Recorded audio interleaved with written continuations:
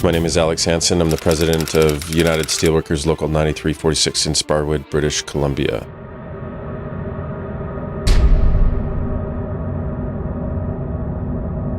Troy Cook, grievance chair, 9346 Sparwood, BC. Open pit mining, tech operations. Representing coal miners at Elkview Coal.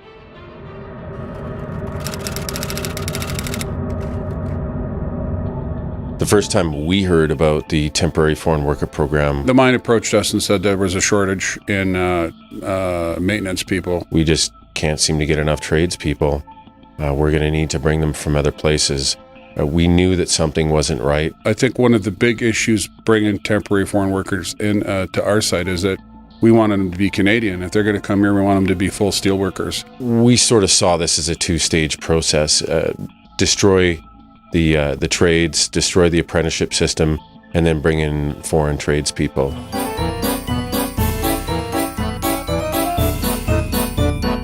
We didn't know at the time how we could mount a defense to what we saw as an attack on labor and tradespeople.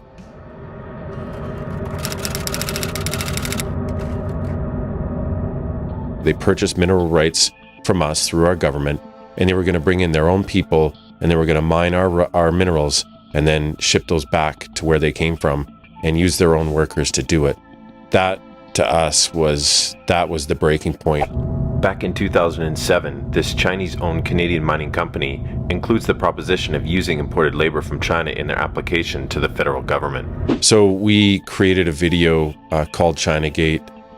In March of 2011, BC Jobs Minister Pat Bell tells the media each Chinese-owned underground mine would create 300 to 400 jobs or more, plus another 5,000 to 6,000 spin-off jobs. There is no mention of using Chinese guest workers. And the mainstream media started looking at this stuff a little bit more seriously. I emailed our MLA, Bill Bennett, through a series of emails. You need to put a stop to this. We need to train Canadian workers. He just turned the tables on us and basically said that you're an idiot, you don't know what you're talking about, and you're a racist.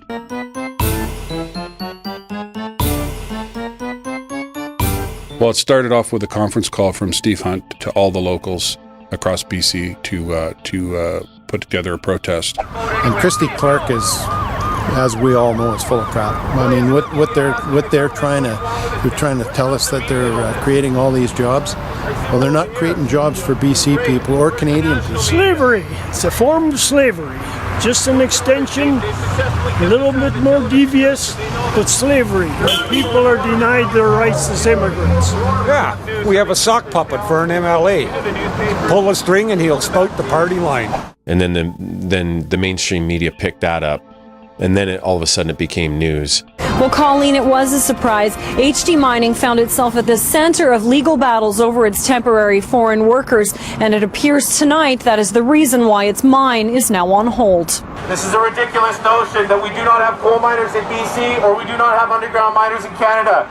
It was a controversial decision from the outset. HD Mining hiring up to 200 Chinese workers to operate its $350 million underground longwall mine near Tumbler Ridge. This video is from the United Steelworkers website. Once we made the video, HD Mining essentially sued us and took a look at our little local and realized that we didn't have any money.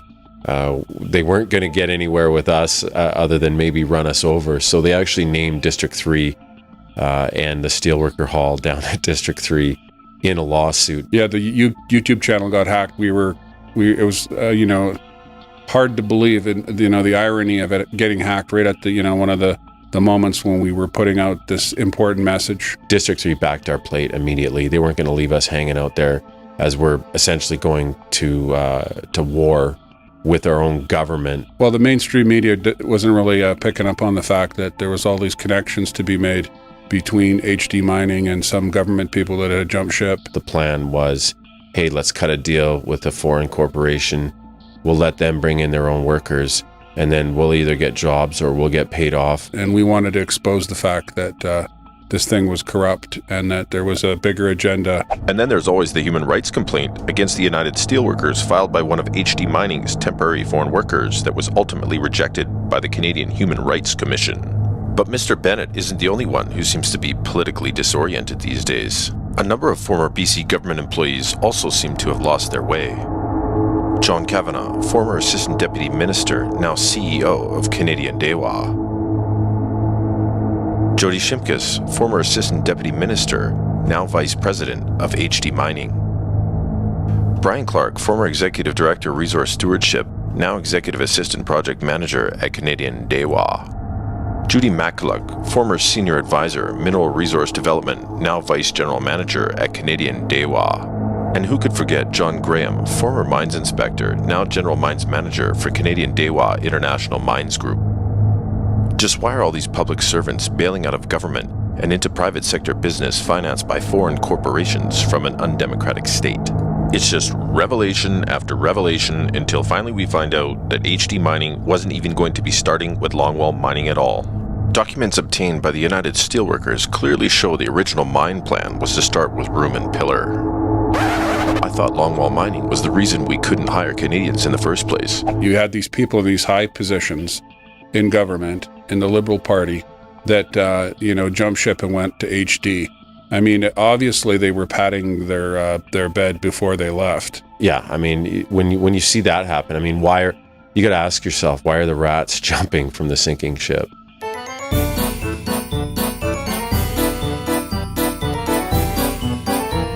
You know, HD Mining wasn't backing down. The provincial government wasn't backing down. We were at a Grizz Days parade, and we took the opportunity to get a camera in Bill Bennett's face. HD Mining, temporary foreign workers, you were wrong. What's your name? Alex Hansen. Oh, hey, Alex. How are you? Shake my hand? Oh, absolutely. Cheers. You were wrong about all of it. I don't know if I was wrong. Yeah, you are. They weren't even longwall mining there. No, you're wrong about that. I'm sorry. No, it's room and pillar. We just got the files. We got it. You're wrong. You should apologize. What was interesting about this whole scenario is it was dragging into the next provincial election in May of 2013. Well, the election became about jobs, oddly enough. And, Christy Clark's running around with a big bus with the jobs plan thing or whatever it said on the side of it. And here, we're giving our jobs away to foreign companies. People weren't ready to hear that message. And unfortunately, we lost that provincial election.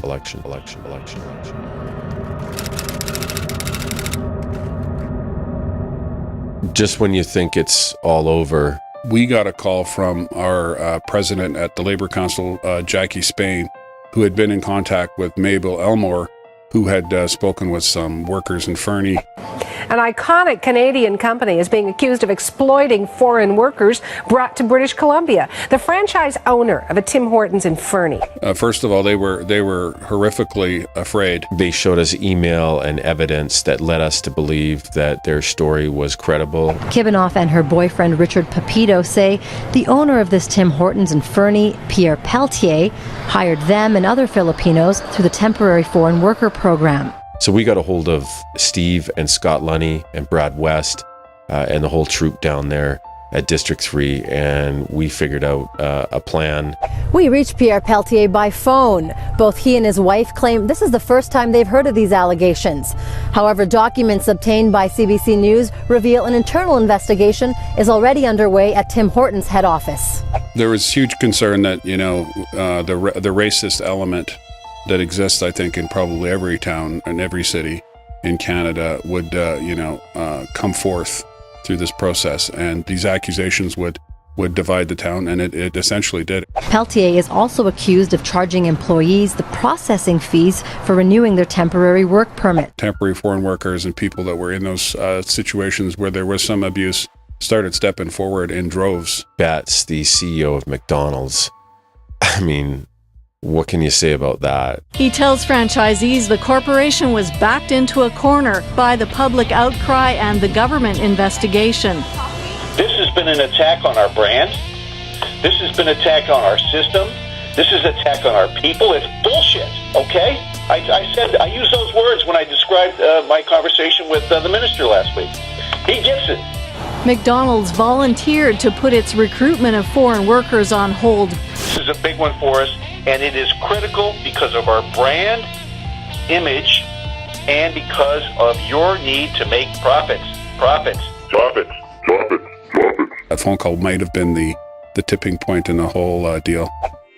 The moratorium is pending the outcome of our overall policy review, which has been underway for some time. And part of what he was saying is basically he was talking about how he had Jason Kenney in his back pocket. I don't expect that to take too long. I'm not going to put a precise date on it. But I hope that this is taken as a wake-up call by employers, not just in that sector, but in others. It was clear to us they were already maneuvering, which was, hey, if you're from one of these other sectors like mining or professional services and you're a temporary foreign worker, don't speak out because your portion of the program is going to be suspended. In terms of the program, of course, if and when there are abuses, we act clearly and quickly. If we see any distortion in the labor market, we are going to address those. It was designed for them and created by the federal government and pushed by the Conservatives because they knew it would harm labor. So after the program was suspended, obviously the people that we were trying to help had some huge concerns because now there's threats of deportation for everybody. But once the whole thing blew up in everybody's face, they needed to distance themselves.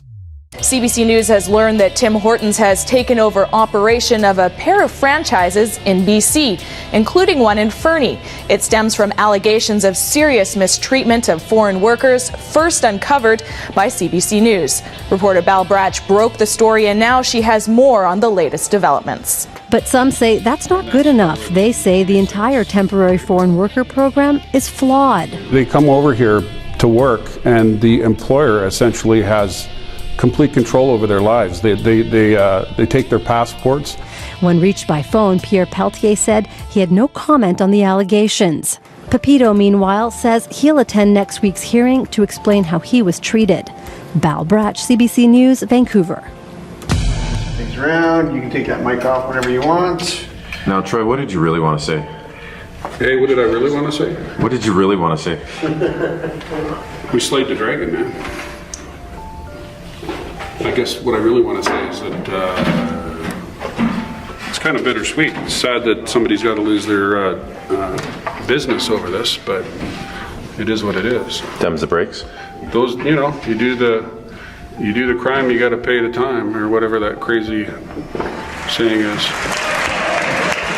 For the Honourable Leader of the Opposition. Mr. Speaker, Conservatives have approved the use of temporary foreign workers at hotels, restaurants, gas stations, convenience stores, nurseries, truck stops, casinos, and ski lifts, all at minimum wage.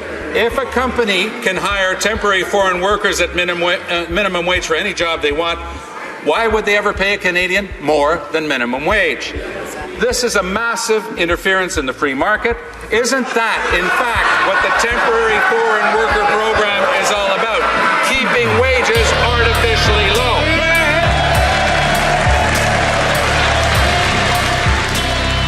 Rather than make the victims whole and make them citizens, which is what they should have done, they essentially said, let's end the program. And then slowly over time, their permits will expire. A little bit at a time. It's not one big boat, but a lot of small boats. Slowly taking these workers and getting rid of them. Workers that were abused by our system that they created, the result of them is not justice. It's they'll be deported back to where they came from. We got lawyers and we fought it legally. We're in that process now. And of course, we were going to keep the pressure on, and the national office and the district did that while we were sort of fighting this ground war. They never flinched at any of the issues that we were encountering, and their backing was immense and 100%.